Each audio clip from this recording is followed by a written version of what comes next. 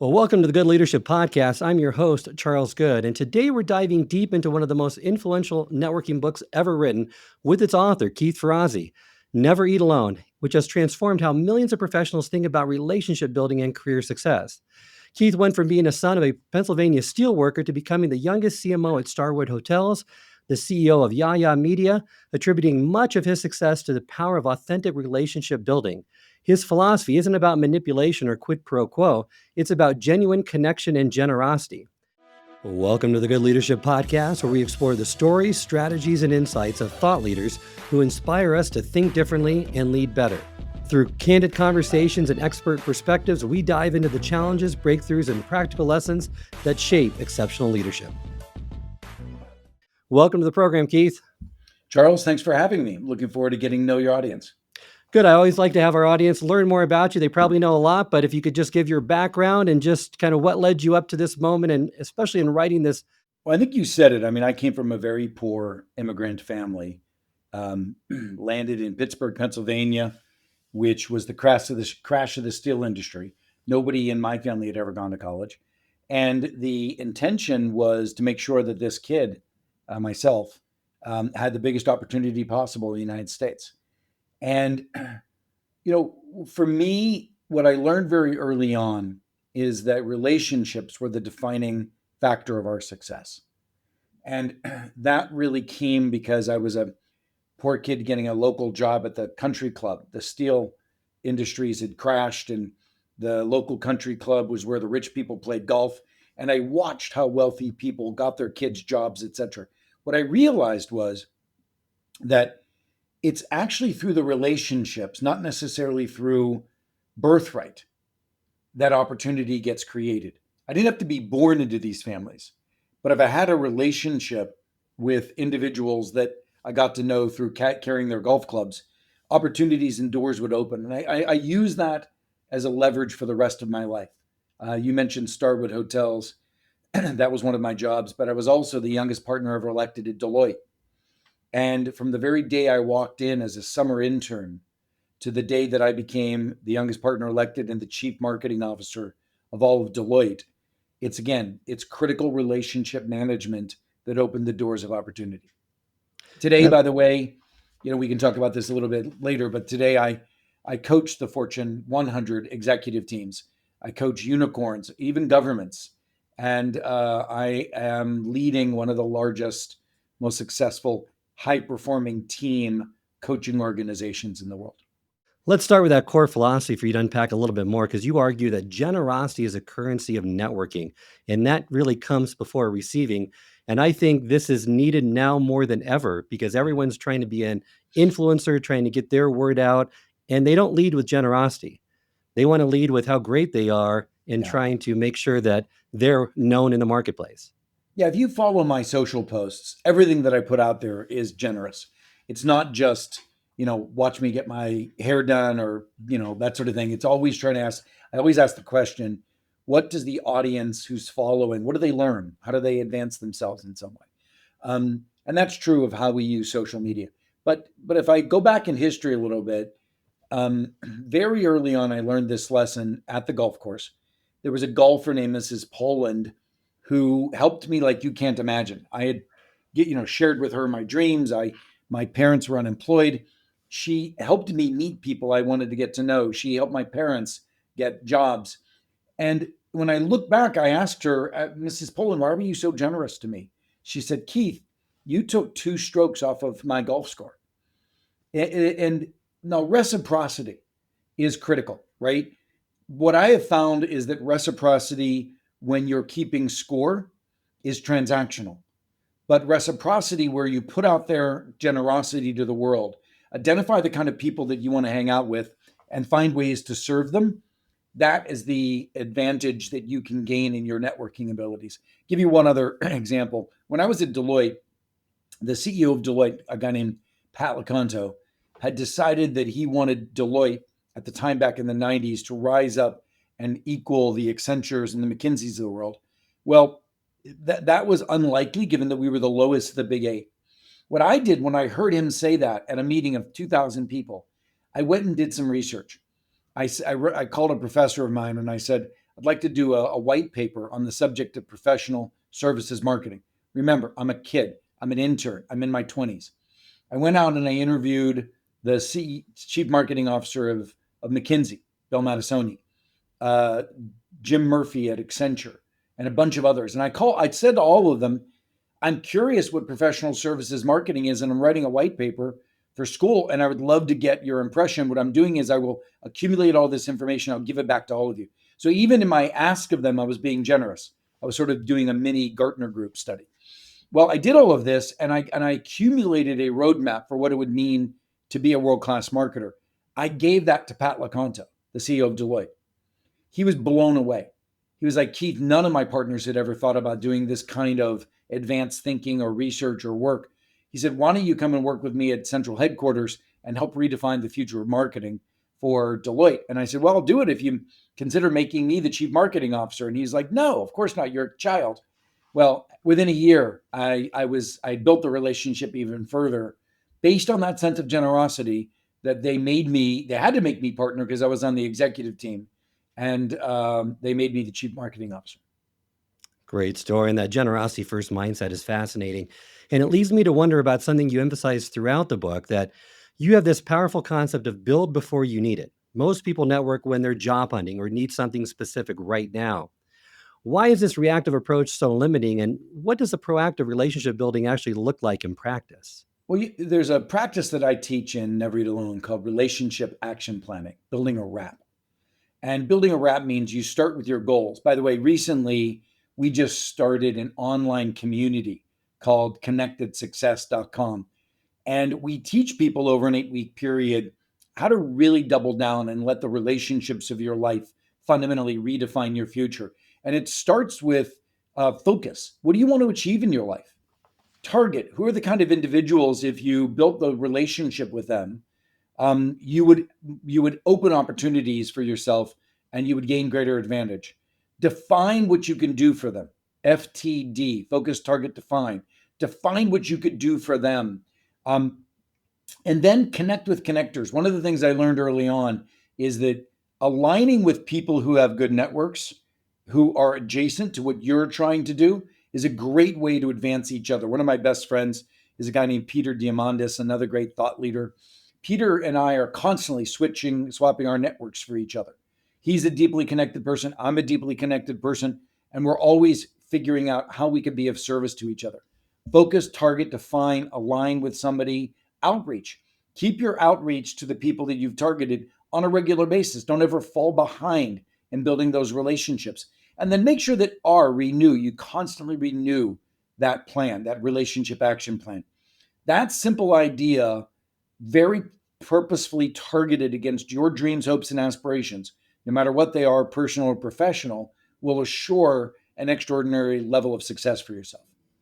And as you mentioned, network is like a muscle. I mean, to be a good networker, the more you work at it, the bigger it gets. But you have to do the work consistently, not just when you need something from it, which I think a lot of leaders miss. And you mentioned that isolation, not a lack of talent, holds people back. So for listeners who feel awkward about networking or worry about being too pushy, what are some practical steps do you recommend for them to overcome that sense of isolation and build authentic connections? Well, there's two things embedded in that. One is if you have a regular process or a regular set of practices, then you can exercise, as you said, exercise that muscle.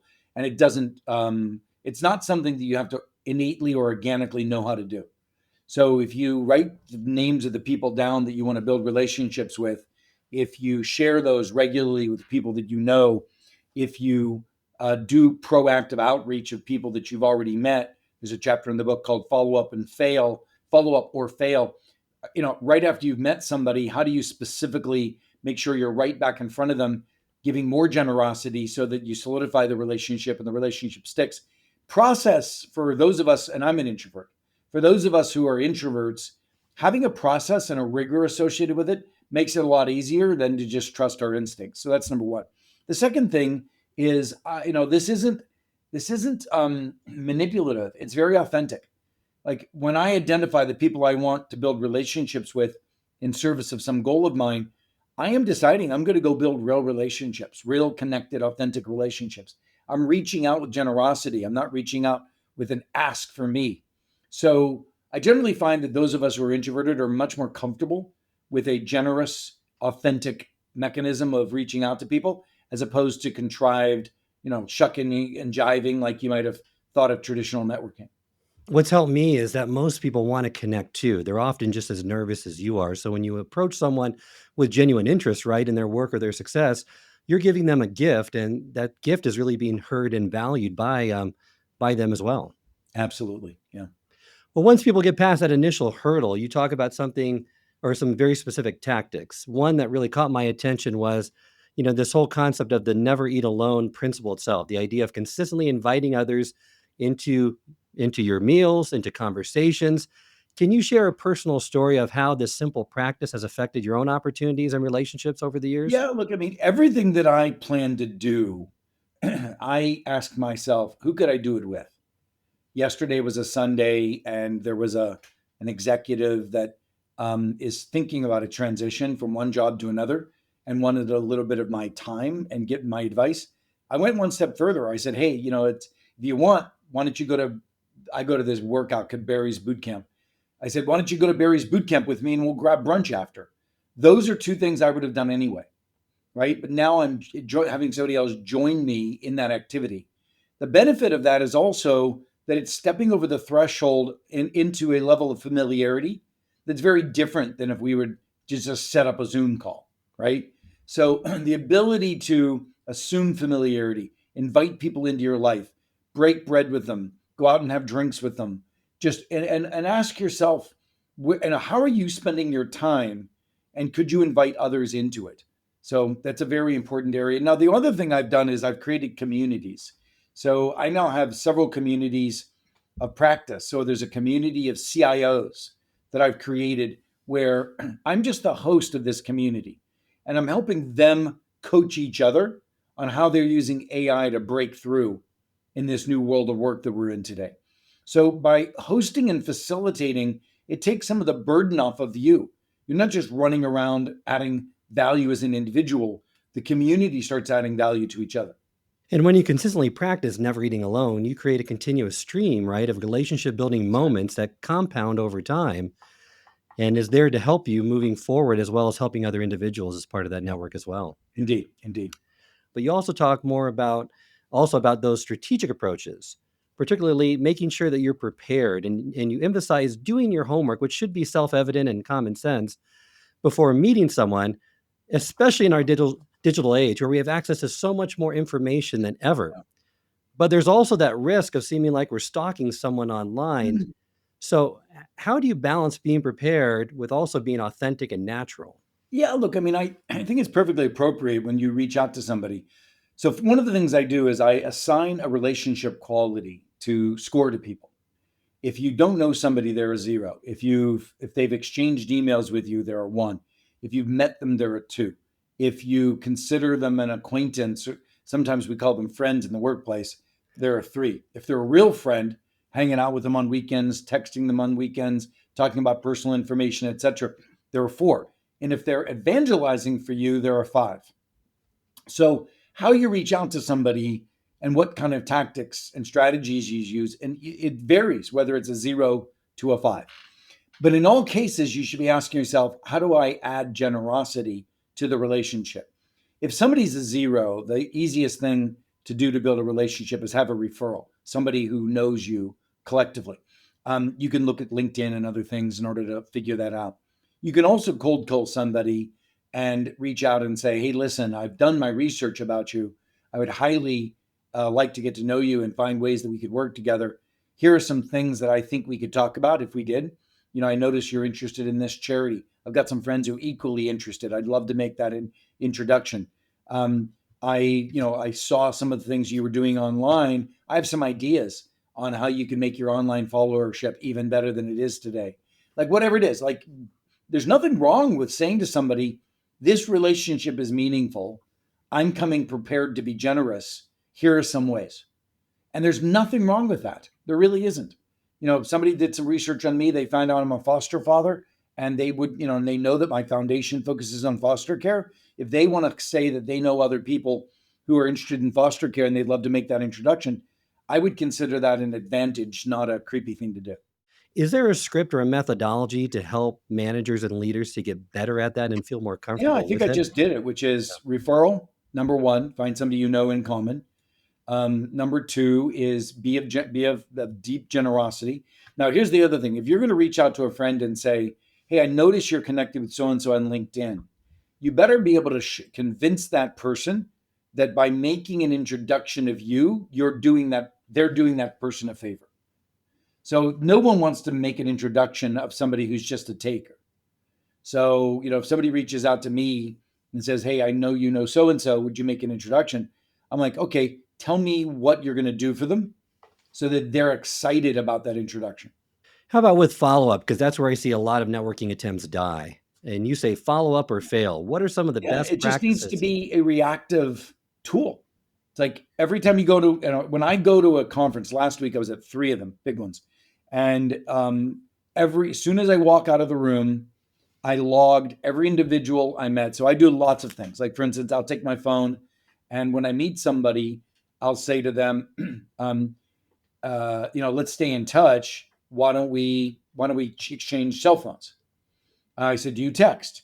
And when I do, I take a picture of the two of us and I say, hey, let's take a picture. I always put it at the top of the text thread so we remember who it is.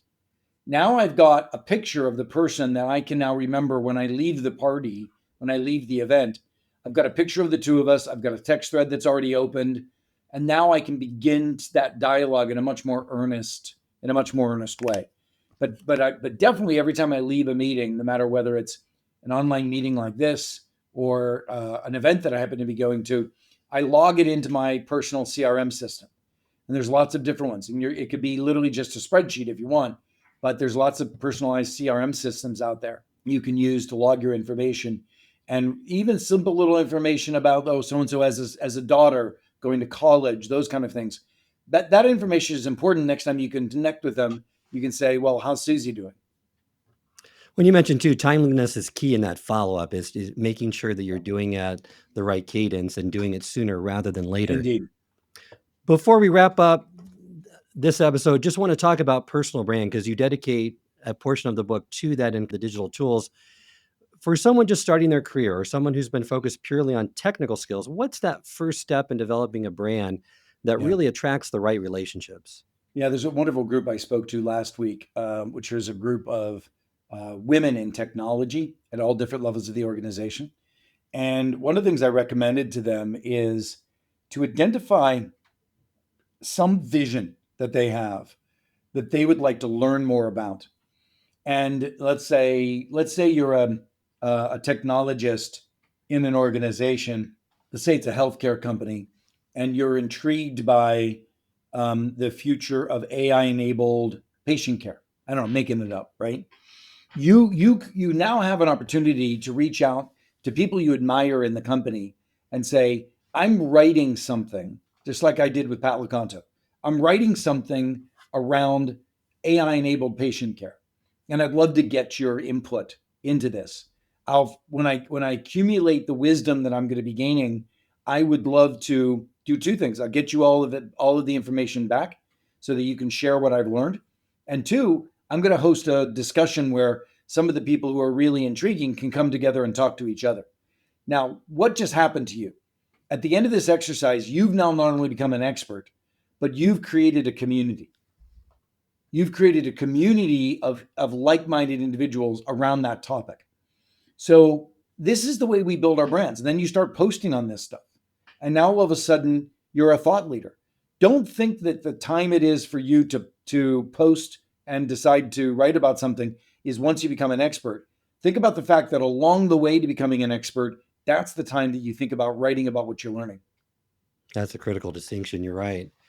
How about since this book was published in 2005, updates since then, how have the digital tools, remote work, social media changed the networking game? And maybe what new opportunities and challenges do professionals face in building strong relationships today? Yeah, I mean, the book, we're actually having conversations. It's been updated once already with in a modern internet era a number of years ago. But we're even having conversations now, like we don't cold call anymore. A cold call is an outreach usually via an email or something like that, or even on social media. Triangulation is important. If you want to get to know somebody, you can send them an email, but you might as well also send them a DM on LinkedIn. Might as well start following and commenting other content on LinkedIn. So there's all of these triangulations that are now available to us, information that's available to us that we didn't have before. AI gives us a pathway of getting to know somebody better, et cetera. So there is a lot, and that's why we started this Beyond Connections. It's called Beyond Connections, but you find it at connectedsuccess.com. That's why we created this, because we want to keep people current in their ability to continue to build the relationships that will make them as successful as they dream. For listeners who want to start implementing these principles tomorrow, what would you say is the single most important habit to develop first? Probably follow up or fail. Well, actually, no, I take that back.